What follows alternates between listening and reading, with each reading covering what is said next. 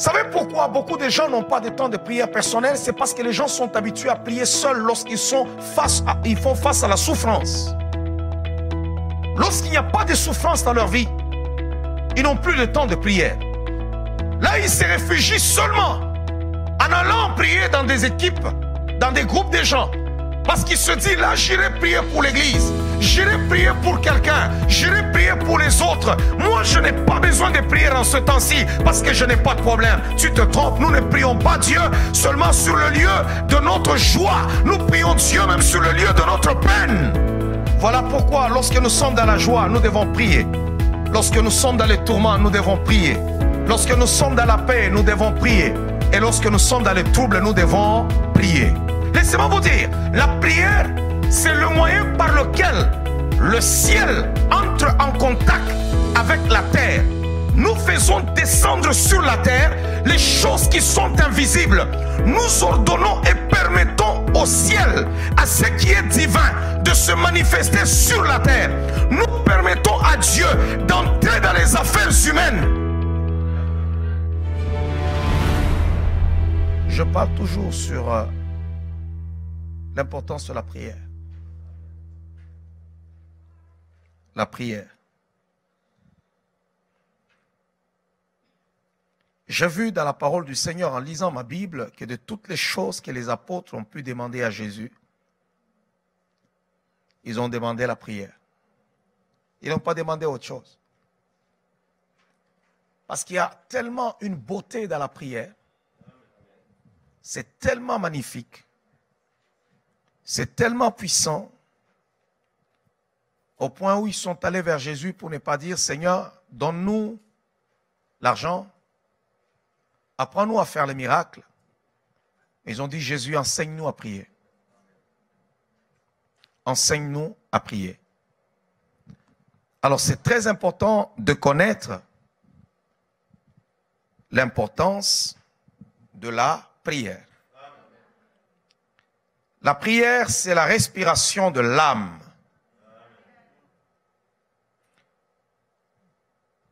Une personne qui ne prie pas, c'est une personne morte spirituellement. Alléluia. Et dans le livre de Luc, chapitre 11, le verset 1er jusqu'au verset 2, lorsque nous lisons ce verset, c'est en ce moment-là que nous comprenons l'importance de la prière. D'abord, retenez une chose, que la prière n'est pas une chose qui vient automatiquement. La prière s'enseigne.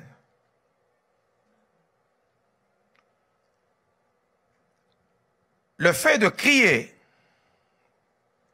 faire tellement du bruit, de hurlements, quand on prie, les autres gémissent, grognent, ça ne signifie pas la prière.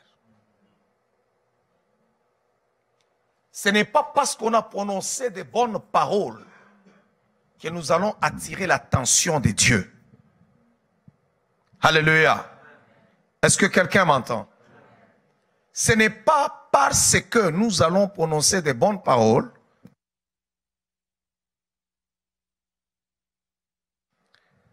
ce n'est pas parce que nous allons prononcer de belles paroles que nous allons attirer l'attention de Dieu, mais il faut connaître prier. Alléluia. Ouais. Connaître la prière, c'est important. Beaucoup de gens prient et vivent peu de résultats. Voilà pourquoi la plupart des gens ont déjà démissionné en ce qui concerne la prière. Pour les autres, la prière est devenue comme un rituel. C'est un rituel. Quand on arrive, on doit commencer comme ça et on s'en va comme ça et ainsi de suite. Ça, c'est un rituel. Un rituel qui ne change rien et qui n'aboutit à rien. Il dit, je priais, parce que le matin, lorsque je me lève, il faut que je prie. Le soir, avant de me coucher, il faut que je prie. Mais en réalité, cette prière-là ne change rien. La prière doit changer quelque chose. Alléluia. Dans le livre de Luc chapitre 11, le verset 1er jusqu'au verset 2, c'est un jeudi de miracle. Voilà pourquoi je suis en train pendant ce moment de parler beaucoup plus de la prière pour que tu comprennes que la prière crée l'atmosphère des miracles. La prière crée un courant pour que le Saint-Esprit opère. Là où il y a beaucoup de prières, bien-aimés dans le Seigneur, on provoque au Saint-Esprit, c'est comme qui dirait, on donne au Saint-Esprit le contrôle sur toute chose. Alléluia.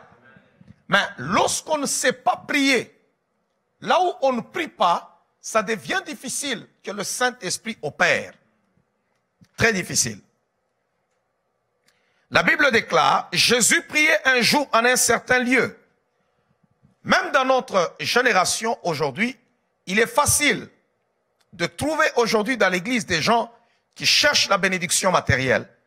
Mais difficile de trouver des gens qui diront, homme de Dieu, ma vie de prière, enseigne-moi comment prier. Comment ceci, comment cela. Non, les gens sont préoccupés par la réussite. Imposez-moi les mains pour que je réussisse. Imposez-moi les mains pour la percer. Mais peu de gens diront, Seigneur, un homme de Dieu, priez pour moi, pour que moi aussi je sois capable de prier. Enseignez-moi comment prier. Comment est-ce que vous priez? J'ai besoin de découvrir aussi les secrets de la prière. Peu de gens. Mais les gens oublient que nous sommes arrivés là que nous sommes à cause de la vie de prière. Il n'y a pas de géants sur le plan spirituel sans une vie de prière. Il n'y a pas de héros sans une vie de prière. Il n'y a pas de grâce sans une vie de prière. Il n'y a pas de percée sans vie de prière. Tout cela qui manifeste la puissance de Dieu, la grâce du Seigneur, la gloire de Dieu, ont prié un jour. Lorsqu'on n'a pas prié, on ne peut rien manifester. Rien. C'est pour cela qu'il y a des gens qui ont reçu des appels de la part de Dieu, mais quand vous le regardez comme ça, on dirait que leur appel est sans substance. Pourquoi? Parce qu'ils n'ont pas appris à prier.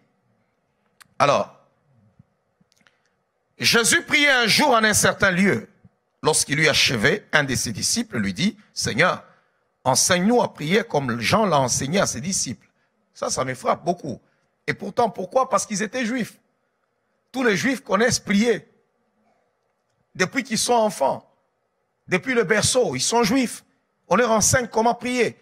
Mais la façon de prier de Jésus-Christ, cette manière-là était différente de la manière des autres. C'est là qu'ils l'ont suivi pour dire non, Seigneur, enseigne-nous à prier parce que toi, tu ne fais pas les choses comme tous les juifs. Enseigne-nous.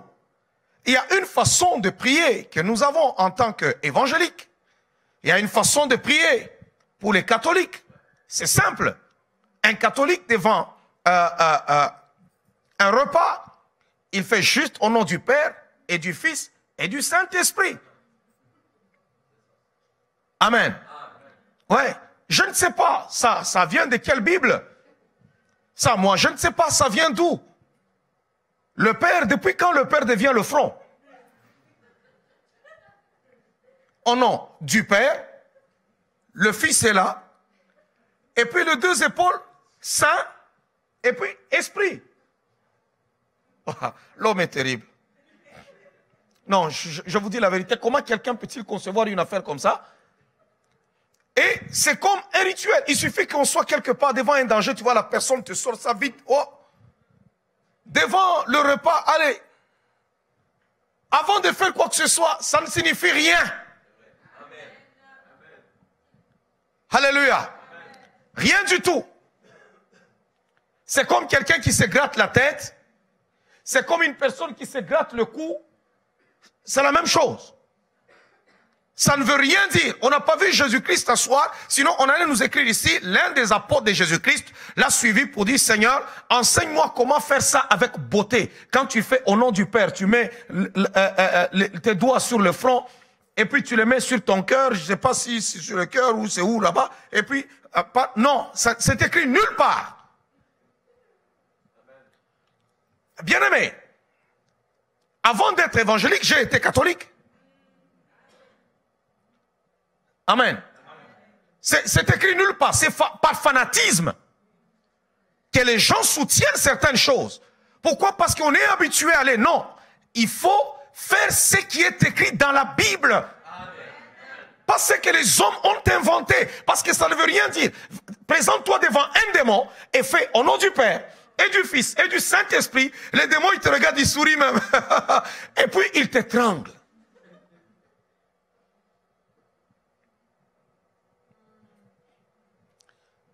Ça, c'est les catholiques.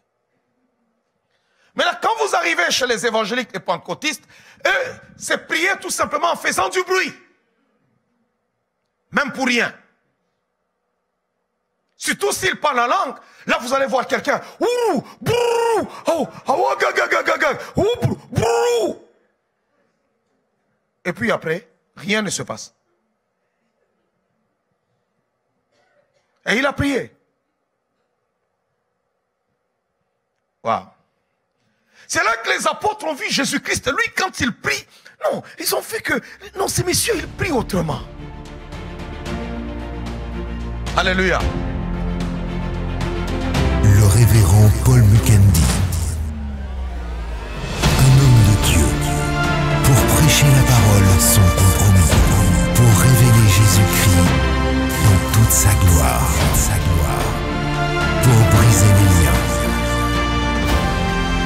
pour délivrer les vies, pour établir les gens dans leur destinée, pour rétablir les rois dans leur héritage, pour toucher les nations et influencer sa génération.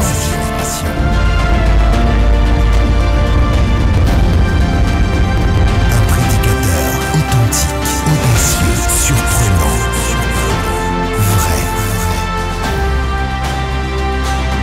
L'apôtre de la ville de Québec.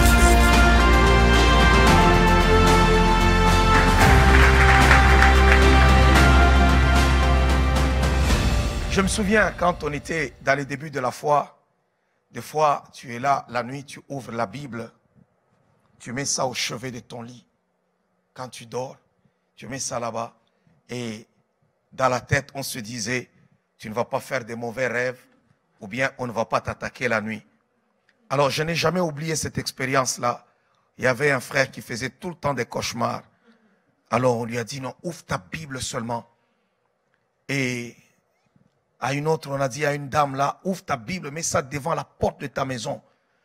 Alors quand il a ouvert sa Bible, il a vu que l'esprit est venu encore le tourmenter la nuit. Le gars était troublé. Ah, il était troublé. Comment toi, est-ce que tu avais ouvert vraiment la Bible? Ouvre sur tel verset. Fais ceci. Mais les sorciers sont allés et l'ont étranglé. Alors, il y a plusieurs façons dont les gens ont inventé par rapport à la prière. Beaucoup de choses. Nous, en tant qu'évangéliques, on fait beaucoup de bruit. Beaucoup. Ouais, beaucoup. Il y en a, s'ils commencent à prier, tu peux t'asseoir, tu commences à écouter sa prière et tu commences même à écrire. Quand il finit, il a déjà transpiré.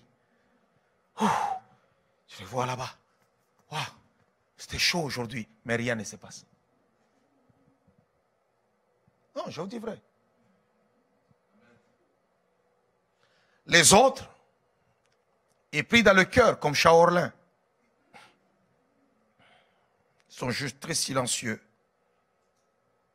Ils sont comme en pleine méditation. Dans la méditation, là, paf, il est calme. Si tu veux lui parler, je suis en prière. Mais rien ne se passe. Et les apôtres disent, Seigneur, enseigne-nous à prier, comme Jean l'a enseigné aussi à ses apôtres. La prière n'est pas une chose qui vient comme ça automatiquement, c'est une affaire qui s'apprend. Alléluia. La prière, c'est une relation et une responsabilité personnelle et aussi privée. Très important. Pourquoi je dis privé? Je dis privé parce que la prière collective ne devrait jamais se substituer à un temps de prière personnel ou privé avec Dieu. Malgré que je priais collectivement avec mes frères et sœurs, cela ne devrait pas enlevé en moi ma vie personnelle de prière avec le Père. Lorsqu'on perd le goût de la prière, vous allez voir que nous perdons automatiquement le goût de la prière privée et personnelle. Il y a des gens en venant à l'église, ils sont dans toutes les prières, mais ils n'ont jamais de prières personnelles. Mais ils sont dans toutes les prières, mais ils n'ont jamais eu de tête-à-tête avec Dieu. Il y a des moments où le Seigneur a besoin d'avoir une relation personnelle avec toi aussi. Toi seul, juste vous deux, vous deux. Waouh. Des fois, les apôtres cherchaient le Seigneur, mais il s'était déjà éclipsé. Il était quelque part en train de prier, en train de parler. Il n'attendait pas seulement que tu sois tous ensemble pour essayer de parler à Dieu, pour essayer de prier. C'est bien lorsqu'on est dans une équipe d'intercession. C'est magnifique. Lorsqu'on prie avec des frères et sœurs, c'est très bon. C'est là que le Seigneur travaille aussi certaines choses. Mais il est mieux aussi, à un moment donné, lorsque nous sommes seuls, en privé, avec le Père, pour chercher sa face. Alléluia. C'est magnifique. Lorsqu'on a prié, on est ensemble avec tout le monde. Écoutez, et que tu n'as pas un temps personnel avec le Seigneur, ça devient un problème.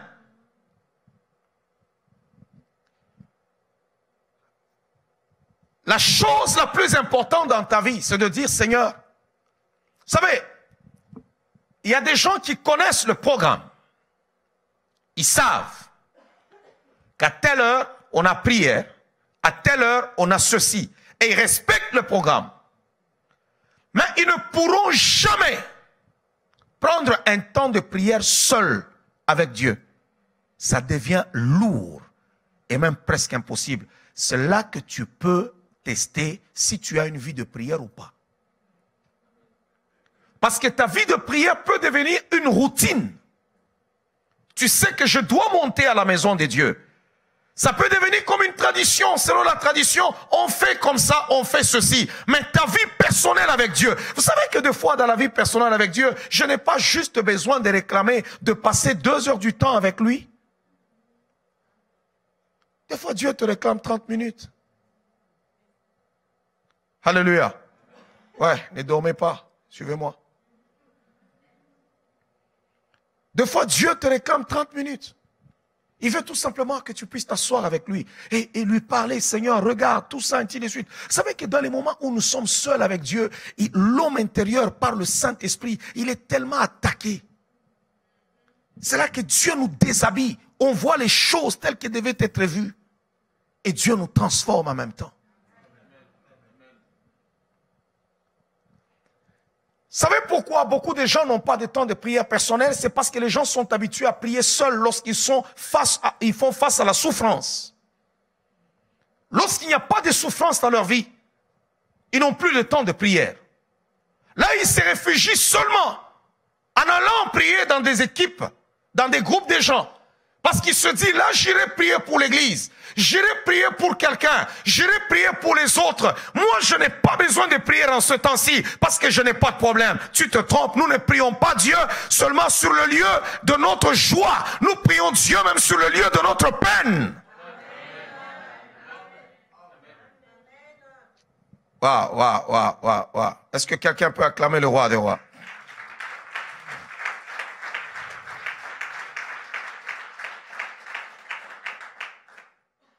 Amen. Chaque fois que nous prions le Seigneur, nous devons être capables d'amener à Dieu l'élément de notre vie. Si c'est la joie, nous devons lui apporter notre joie. Si c'est notre souffrance, nous devons apporter à Dieu notre souffrance.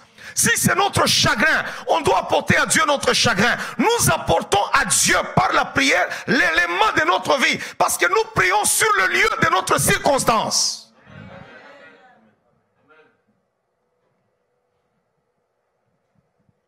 Oh, quelqu'un m'entend?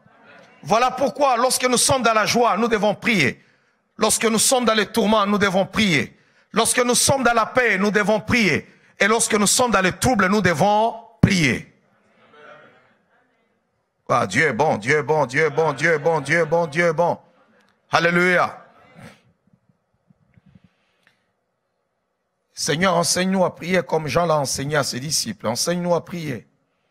Et la Bible déclare, faites en tout le temps toutes sortes de prières. C'est ce que la Bible déclare, toutes sortes de prières. C'est parce que il y a plusieurs formes, toutes sortes de prières. Il y a des moments où tu ne peux pas juste arriver devant le Seigneur et commencer à parler. Il y a des moments où tu entres dans la présence de Dieu, où tu es là comme Josué qui s'est prosterné devant la face du Seigneur du matin jusqu'au soir. Il s'assoit là. Vous savez, il y a des moments où tu parles. Il y a des moments où tu n'as plus de mots. Et il y a des moments où le Seigneur a juste besoin des gens qui peuvent s'asseoir et qui commencent seulement à pleurer devant sa face. Juste les larmes qui coulent là. Lorsque Jésus-Christ priait, on pouvait écrire, on pouvait voir ce que le Seigneur était en train de dire. Mais lorsqu'il a été dans le jardin de Gethsémane, bien-aimé dans le Seigneur, on ne nous a pas écrit 14 choses que le Seigneur a prononcées.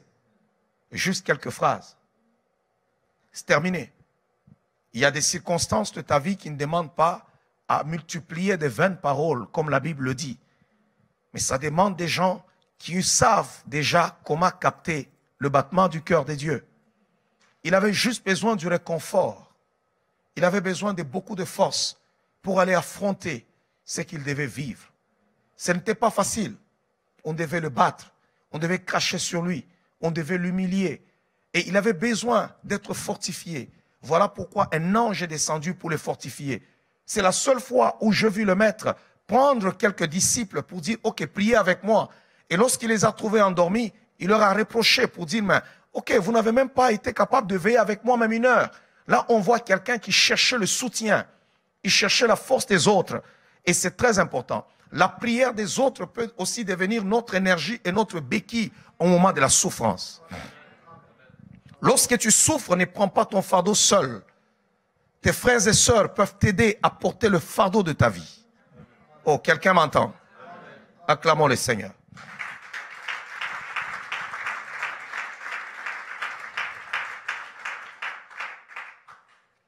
Amen.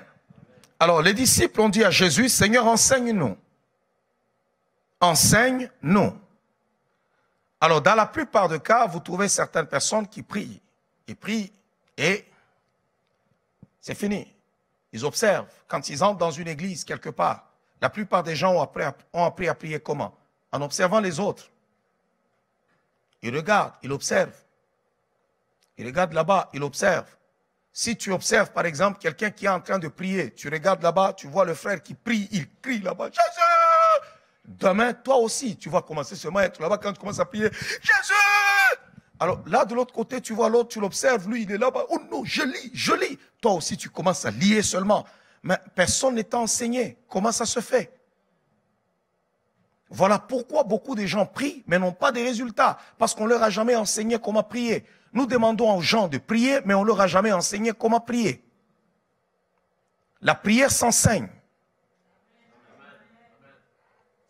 Alléluia. La prière s'enseigne. Alors, c'est très important. Je vais lire le verset 2 et on va comprendre. Prier, c'est une fonction qu'il faut enseigner aux gens. Prier. Jésus leur dit, au verset 2, il leur dit. C'est quand la Bible dit, il leur dit, que je me rends compte que la prière s'enseigne véritablement. Sinon, Jésus allait répondre, non, mais écoutez, comment vous enseignez? Priez seulement. Commencez à demander. Non, là, automatiquement, la Bible introduit en disant, il leur dit, quand vous priez, dites. Waouh. C'est là qu'il commence maintenant à enseigner. Donc, ça veut dire que Pierre chassait les démons, mais il ne savait pas prier. Parce que ces gens-là chassaient les démons. Ils chassaient les démons, mais ils ne savaient pas prier. Laissez-moi vous dire, la prière c'est le moyen par lequel le ciel entre en contact avec la terre. Nous faisons descendre sur la terre les choses qui sont invisibles. Nous ordonnons et permettons au ciel, à ce qui est divin, de se manifester sur la terre. Nous permettons à Dieu d'entrer dans les affaires humaines. Ce n'est qu'à travers la prière. À travers la prière, tu permets à Dieu, parce que la Bible déclare, les cieux des cieux appartiennent à l'Éternel. Les cieux, ce n'est pas à nous. Amen. Est-ce que vous savez ça? Vous savez, il y a beaucoup de chrétiens qui disent, non, nous irons au ciel, et ainsi de suite. Non, les cieux, ce n'est pas chez nous. C'est pourquoi la Bible dit, même à la fin de tout, lorsque le Seigneur nous aura ressuscités, il créera une nouvelle terre. Et de nouveaux cieux. Mais une nouvelle terre. Et tous ceux qui seront ressuscités, nous viendrons encore selon le plan de Dieu. Parce que Dieu veut mettre l'homme sur la terre. Cette terre que vous avez polluée avec les gaz à effet de serre et ainsi de suite, avec des algues bleues dans vos océans, allez, Dieu va jeter ça à la poubelle. Des nouveaux cieux apparaîtront. Et Dieu nous mettra là-bas et on n'aura pas ces gens-là qui vont venir polluer avec leur pétrole.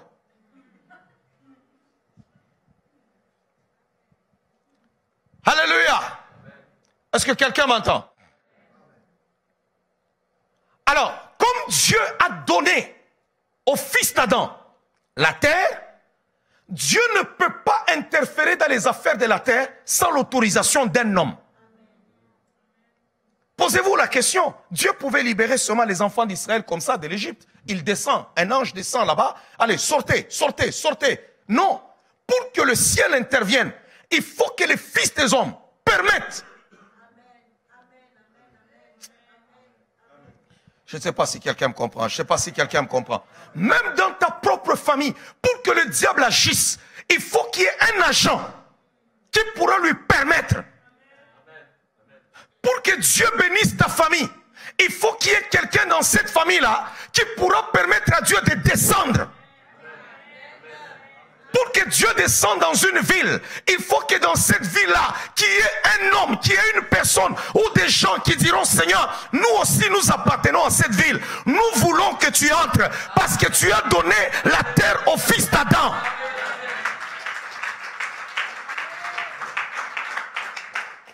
Voilà pourquoi il n'est pas dit aux anges que tout lieu qui foulera la plante de votre pied, je vous le donne. Non. Dieu n'a pas donné la terre aux anges, mais il est dit aux fils des hommes, tout lieu qui foulera la plante de votre pied, je vous le donne. Wow, quelqu'un m'entend? Est-ce que quelqu'un m'entend? Donc la terre nous appartient.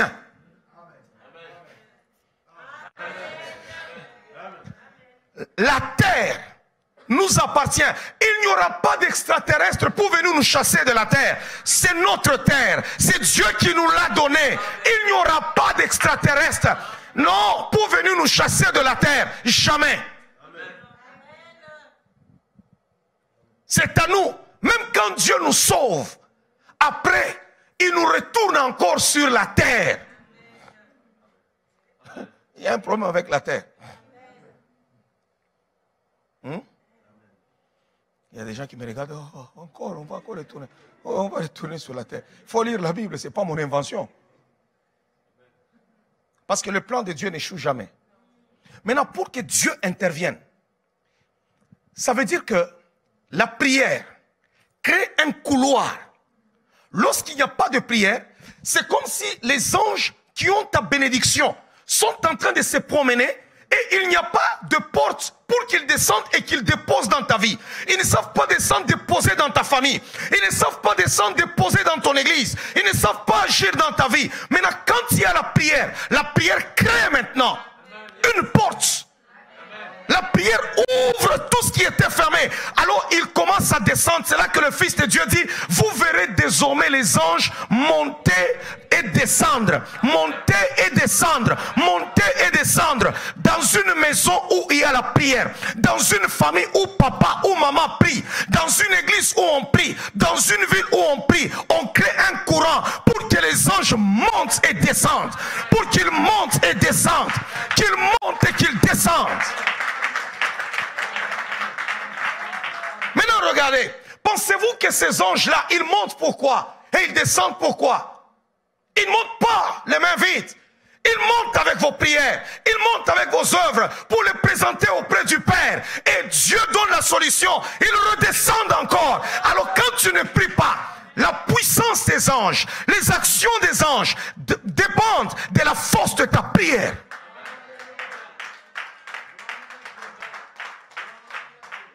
Wow. Quelqu'un m'entend? On a vu cela avec Daniel. Daniel a commencé à prier. On a dépêché un ange. Mais la Bible dit, l'ange a été bloqué. Mais Daniel a continué à prier. Et puis l'ange a été libéré.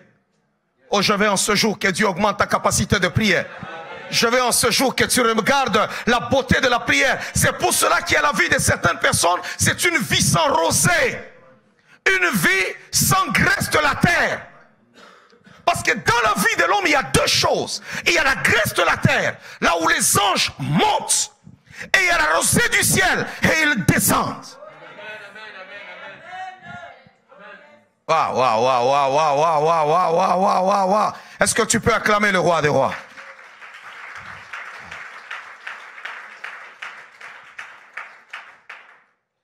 Il y a des gens qui négligent la prière. Vous trouvez que dans ta vie de prière, c'est zéro, il n'y a pas de mouvement. Dans une église, voilà pourquoi, à Parole de Vie, j'ai déjà mis une façon de prier pour que chaque jour que la prière monte vers Dieu, ici à l'église. Tous les jours. Pourquoi? Parce que la prière crée un courant pour que les anges opèrent. Le ministère des anges est libéré par la puissance de la prière. Wow. Regardez dans le jardin de Gethsémane, lorsque le Fils de l'homme a commencé à prier, il pleurait devant Dieu, il pleurait. Oh Seigneur, s'il est possible, éloigne de moi cette coupe. Il a pleuré, il a créé maintenant un courant. La Bible dit, un ange est descendu pour le fortifier. Il y a des gens qui n'ont jamais vécu le surnaturel. Ils vont prier toute leur vie, ils ne verront jamais les anges. Ils n'auront même pas les yeux pour arriver même au ciel. Non, ils ne vivront pas ces choses. Pourquoi? Parce que leur vie de prière est tellement minime. Vous savez qu'à un moment donné, quand quelqu'un est trempé dans le flot de la prière, le ciel devient une réalité pour lui sur la terre. Alléluia! Dieu a ouvert mes yeux à un moment donné de mon ministère. Je priais, je faisais le ministère au hasard. On va prier le Seigneur. Tu pries pour les gens, s'ils reçoivent, ils reçoivent, s'ils ne reçoivent pas, ça c'est pas mon affaire. Lorsque j'avais multiplié la vie de prière dans ma vie, c'est là que je commençais à faire. Quand je dors comme ça, je sais que j'ai un travail ou bien je vais prêcher, je vais faire ceci. Je vois l'ange qui doit travailler avec moi. Si c'est dans la guérison, je veux voir cet ange de la guérison. Il vient à mes côtés. On va parler avec lui toute la nuit. Tu vois, je vais être là, parfois on a discuté. Avant, je ne comprenais pas. Je veux juste voir quelqu'un qui discute avec moi dans le songe par rapport à la guérison. On va parler, on discute de la parole de Dieu. Et je me lève, je ne comprends pas. Je suis en train de prier un jour, je vois, quand je vais travailler dans la délivrance, je vois un ange qui va discuter avec moi sur la délivrance. C'est là que j'ai compris, j'ai dit non, à chaque fois que je vais faire un travail, il y a un courant. Un ange est dépêché. Et quand j'ai compris l'affaire, souvent quand je programme une affaire, et que je n'ai pas vu l'ange de l'affaire que je cherche ne pas venir, je ne le fais pas. C'est pourquoi il y a des gens qui disent, mais il nous a promis qu'il allait faire ceci. Non, si je ne le vois pas, je ne le fais pas. C'est là que j'ai compris le mystère où Jésus-Christ dit, quand vous êtes en colère, ne dormez pas, ne laissez pas le soleil se coucher sur votre colère. Je m'étais rendu compte que chaque fois que je suis fâché, l'ange ne viendra pas. Non. Et comment Comment est-ce que tu peux être là maintenant?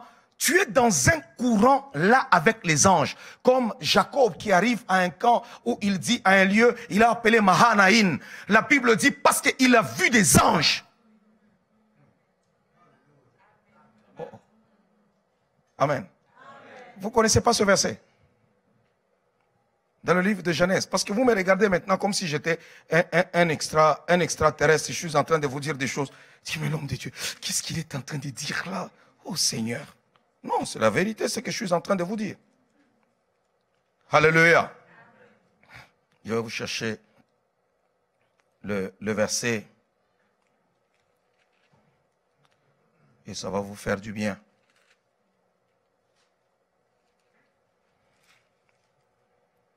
Dieu est fidèle. Je crois que c'est lorsque Jacob fouillait son frère Ésaü, et plutôt parce que quand il fouillait son beau-père pour aller rencontrer son frère Ésaü, qui allait à sa rencontre. Jacob poursuivit son chemin, et des anges de Dieu le rencontrèrent. Wow, quelqu'un m'entend? Les anges de Dieu, au verset 2, le rencontrèrent. En les voyant, Jacob dit, c'est le camp de Dieu. Et il donna à ces lieux le nom de Mahanaïm. Il dit ici, c'est le camp de Dieu. Parce qu'il a trouvé dans un lieu où il n'y avait que des anges. Et les anges le rencontrent. Il passe comme ça, il voit des anges. Bien-aimés, je vous dis la vérité. Quand tu crées une vie de prière, le ministère des anges entre en action.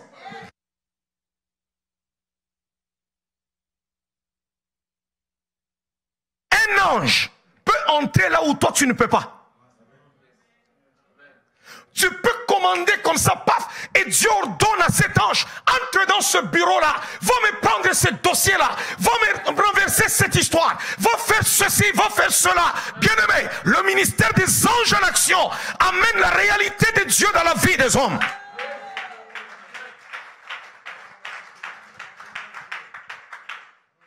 Wow. Est-ce que quelqu'un m'entend? Quelqu'un m'entend?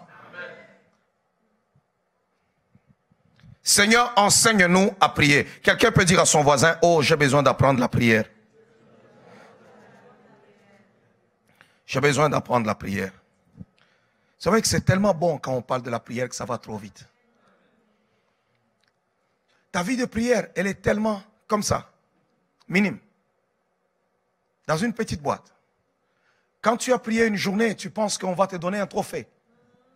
Alors tu vas chanter partout comment tu as prié. Même devant Dieu, Seigneur, n'est-ce pas, j'ai prié lundi. N'est-ce pas, lundi, j'avais prié. N'est-ce pas, lundi, j'avais prié. Non, notre vie, qui a mangé lundi et qui chante jusqu'à maintenant, nous sommes jeudi. N'est-ce pas, j'ai mangé lundi. N'est-ce pas, je mangeais lundi. Et pourtant, tu en as toujours besoin.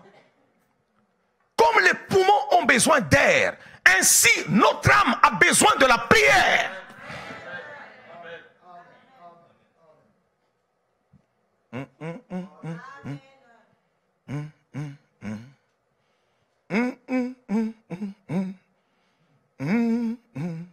La Bible dit, il fait de ses anges les vents et de ses serviteurs des flammes de feu. Mais les anges, c'est des vents. Un vent, quand ça passe là, tu ne sais pas où ça entre, où ça passe. Lorsque tu commences seulement à prier, tu commences à prier, tu commences à prier, tu crées un courant. Là, les anges commencent à monter et descendre. Ils montent et ils descendent. Mais il faut que tu saches comment prier.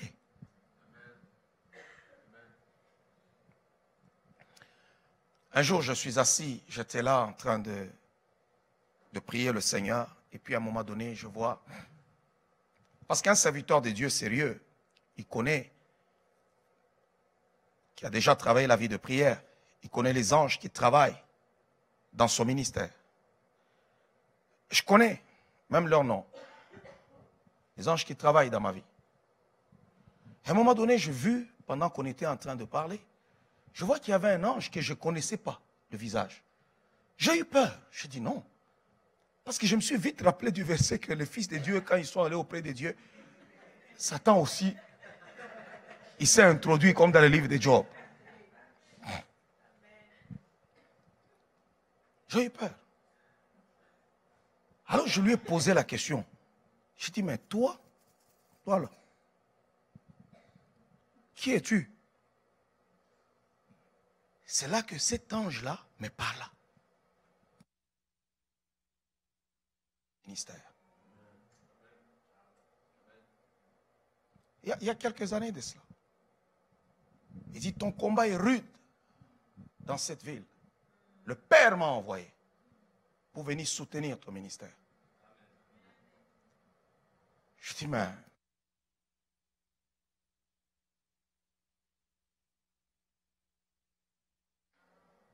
et c'est là que le Père m'a commandé de venir vers toi.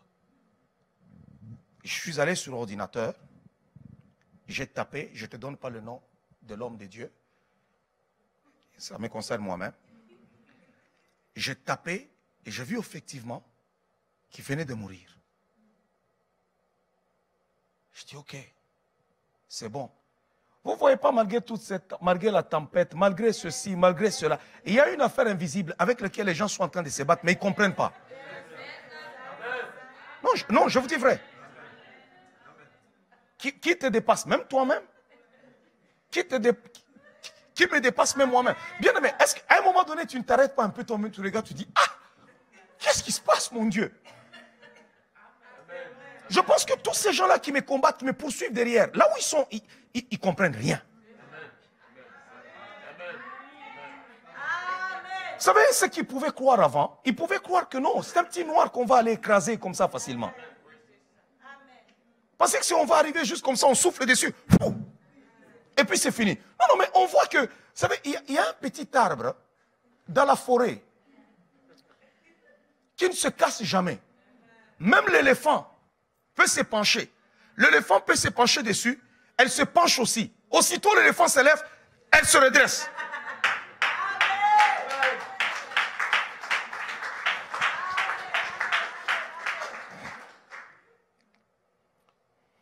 Ils se battent avec des choses qui leur dépassent.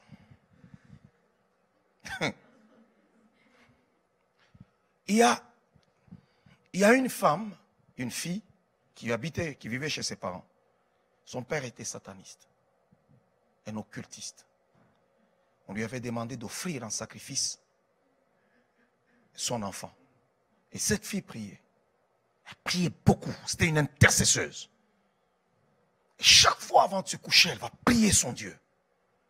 Et pendant que son père, on lui avait juste demandé, je ne sais pas, de lui prendre quelque chose comme les cheveux, comme quoi là-bas, pendant qu'elle est couchée. Maintenant, il fallait seulement attendre qu'elle se couche. Tu prends et puis c'est fini. Mais l'affaire était devenue compliquée. Chaque fois qu'il attendait, il regarde l'heure, 23 heures, il entre dans la chambre de la fille, il la trouve à genoux, en train de prier. Il part.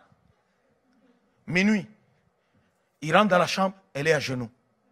2 heures du matin, elle est à genoux. 3 heures du matin, elle est à genoux. Jusqu'à ce que le soleil se lève.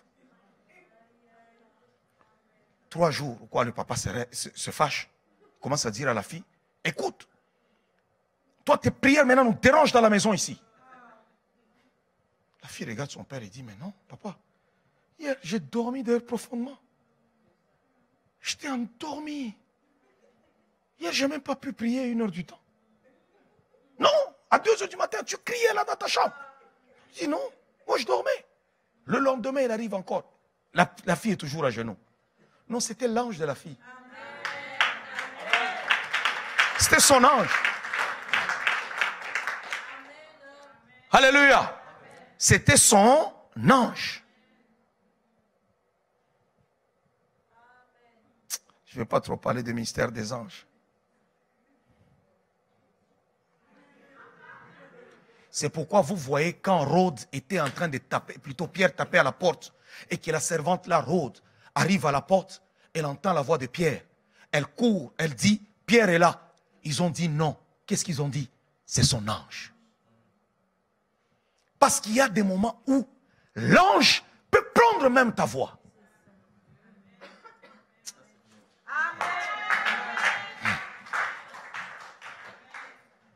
C'est là qu'il y a des gens qui ne comprennent pas. Mais c'était lui. Et ils ont répondu non, c'est son ange. Toi, ton ange, tu l'as même déjà chassé.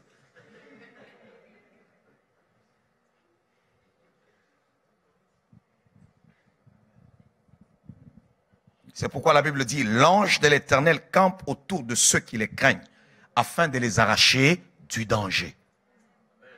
Parce que l'ange est en train de veiller. Seigneur, enseigne-nous à prier, comme Jean l'a enseigné à ses disciples. Oh, quelqu'un peut dire, Seigneur, enseigne-moi à prier. La prière, la prière, la prière, la prière. C'est une fonction, la prière. Alléluia.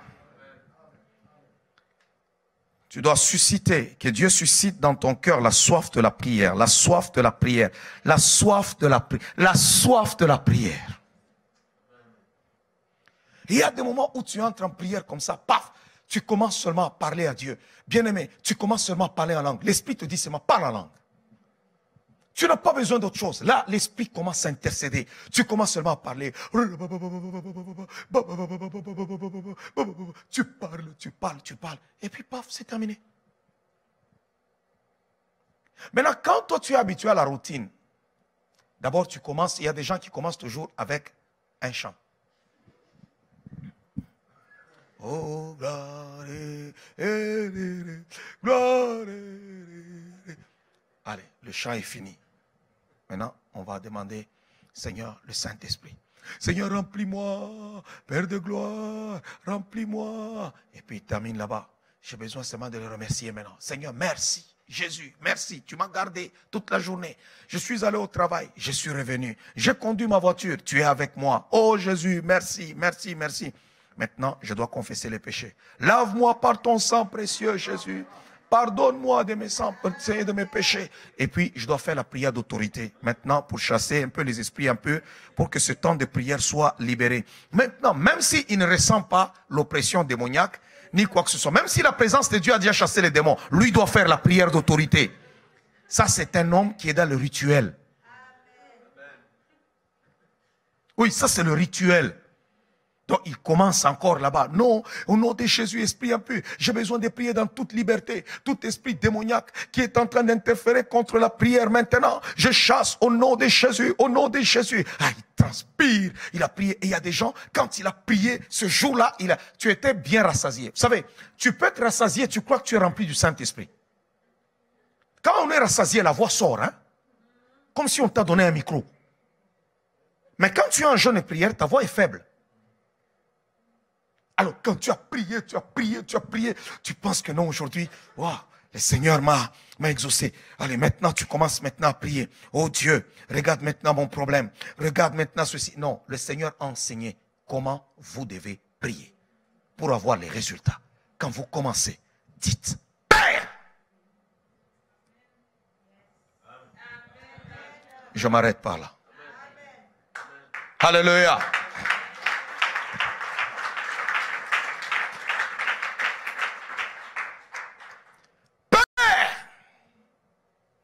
C'est la première des choses dans ta prière, le Père.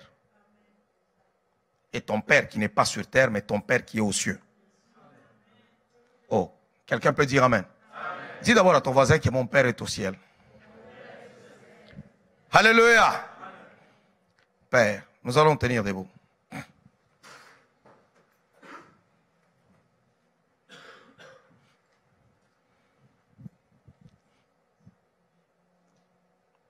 On va continuer prochainement.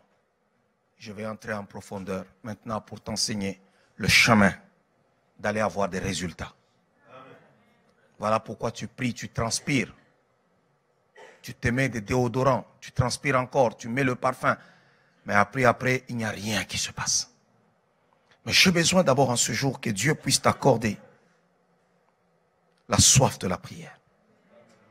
Que dise à Dieu, Seigneur, je suis mort spirituellement. Réveille-moi. Alléluia. Réveille-moi spirituellement. Ma vie de prière, Satan l'a volée, l'a étouffée. Mais réveille-moi. Jésus, redonne-moi le goût de la prière. Regarde comment tu pouvais te lever la nuit pour prier. Très tôt le matin pour prier. Regarde comment tu ne pouvais pas passer une journée sans être en tête à tête avec le Père. Mais regarde aujourd'hui, tu as tellement d'excuses. Il n'y a personne qui te condamne, mais seul devant ta conscience, Tu t'excuses devant l'homme intérieur. Tu dis chaque fois, non, j'étais occupé, je suis fatigué. Il y a ceci, il y a cela. Pourquoi? Parce que l'ennemi t'a volé. Tu n'avais jamais d'excuses pour la prière. J'ai besoin maintenant que tu parles encore au Seigneur, que tu dises à Dieu, Seigneur, redonne-moi le goût de la prière. Redonne-moi le goût de la prière. Redonne-moi le goût de la prière. Oh, élève ta voix, prions avec foi.